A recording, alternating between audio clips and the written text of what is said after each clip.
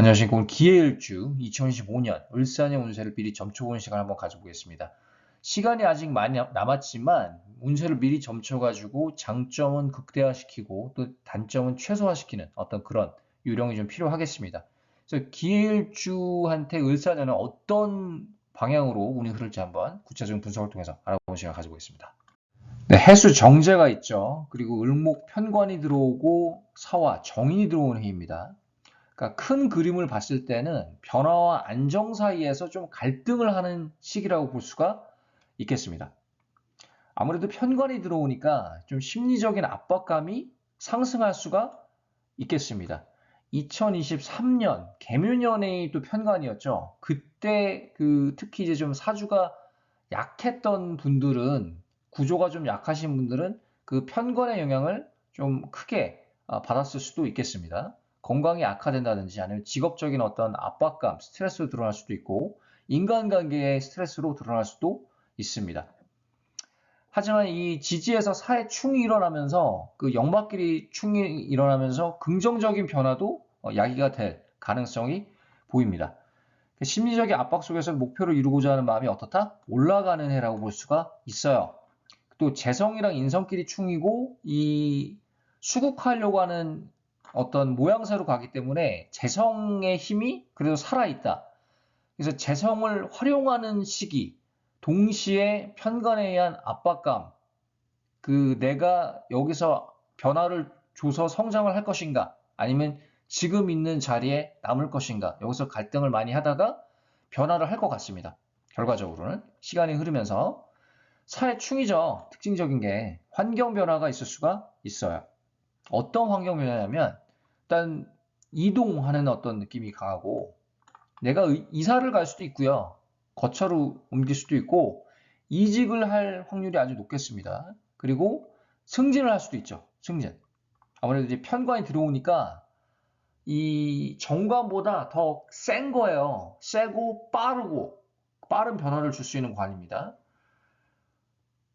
이직 승진할 수 있고 또 이사를 갈 수도 있고 동시에 지지에서 사회충이 일어나기 때문에 압박감을 받으면서도 결과물이 있는, 결론이 있는 어떤 그런 해라고 볼 수가 있어요.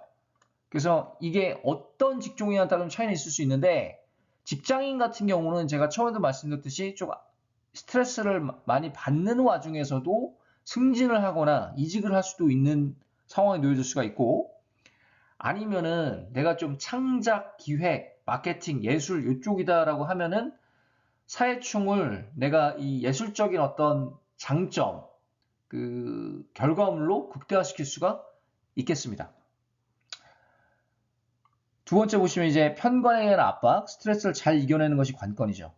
건강 관리를 하는 게 아주 중요하겠습니다. 특히 사주가 신약하신 분들. 신약하다는 것은 목기운이 많고 이 관으로 둘러싸여 있거나 인성이 약하거나 깨졌거나 아니 비겁이 약하거나 화토기운이 약한 경우, 아니면은 관성, 이 목기운이 많은 경우에는 좀 우리가 좀 약하다고 보는데, 또 어떤 글자에 따라 좀 차이는 있을 수 있습니다. 또 지장간도 봐야 되고 또 합충도 되는 것도 봐야 되지만, 기본적으로 봤을 때 인성 비겁이 약하고 관이 많다 이랬을 경우가 조금 불안해질 수가 있겠습니다. 그런 분들은 건강관리를 필히 해야죠. 필히 해야 됩니다.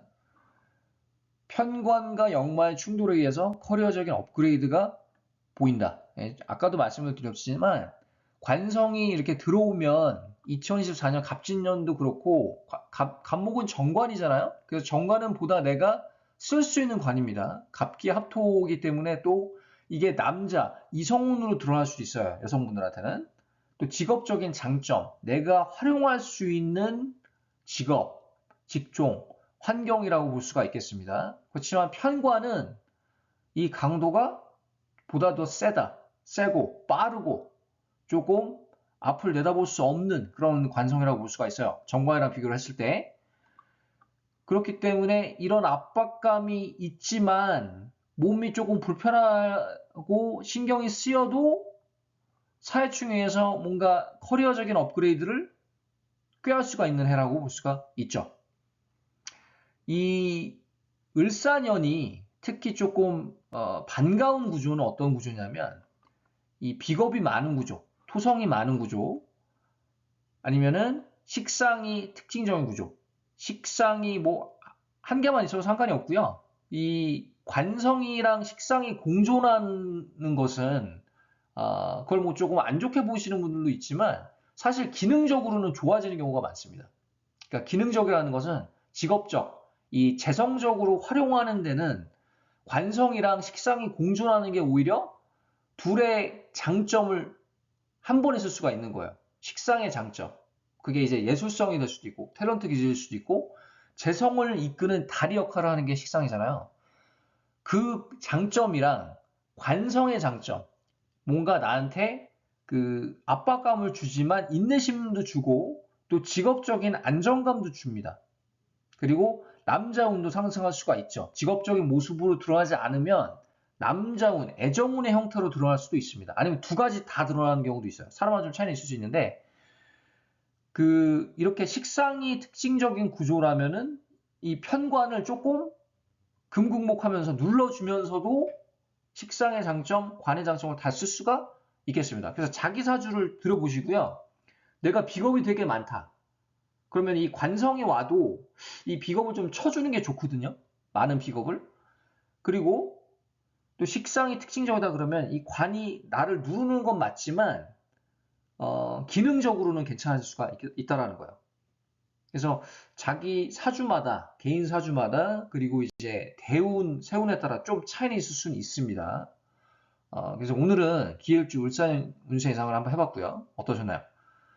오늘 여기까지 하고요. 다음에 또 다른 주제로 찾아뵙겠습니다. 감사합니다.